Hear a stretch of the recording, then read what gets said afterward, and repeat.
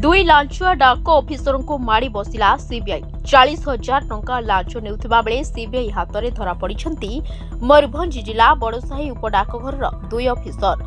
खबर लेखाइबा पर्यंत सेमानक घरे चढ़ाऊ जारी रहिथिबा जणा पड़िछि। बड़साही उपडाकघर अधीन रही माणित्री डाकघर। से डाकघरे अजित कुमार राउत ग्रामीण डाक सेवक संघ भाव चाकरी करछंती। मासे तले बड़साही उपडाकघर तांको पाखको फोन कॉल आसीथिला। टीआरसीए रिवाइज पाई समस्त कागजपत्र आनिबाकू कहा जायतिला। डाकरा पाई समस्त कागजपत्र धरी डाक ऑफिस रे पहुंचीथिले अजित। कागजपत्र जांच करिथिले बड़साही उपडाकघर इंस्पेक्टर रूबी दास और ओभरसियर सुशांत दास। कागजपत्र सबु ठीक थिबा सत्वे तांको 15,000 टंका मागिथिले। प्रथमे अजित मना करिथिले, परे किछि उपाय न पाई 15,000 टंका देइथिले। टंका नेबा बेले 10 दिन भितरे इंक्रीमेंट होइजिबो बोली प्रतिश्रुति देइथिले इंस्पेक्टर रूबी दास और ओभरसियर सुशांत दास।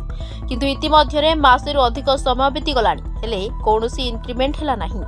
अजित पुणी थरे बड़साही उपडाकघर आसीथिले ऑफिसर इंस्पेक्टर रूबी दास और ओभरसियर सुशांत दास को भेटिथिले। काहेकि इंक्रीमेंट हेउनी बोली पचारिथिले हेले सेमाने एथिपाई आउ 50,000 टंका मागिथिले। बहु मूलचाल परे 40,000 टंका देबा पाई डील फाइनल होइथिला। तबे योजना मुताबिक अजित ओभरसियर सुशांत दास को तांको घरे लांच टंका देउथिले।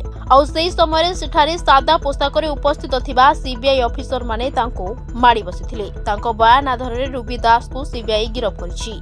एबे उभयंकर घर और ऑफिस रे चढ़ाऊ चलिथिबा जणा पड़िछि। Bureau report, Dinalipi live.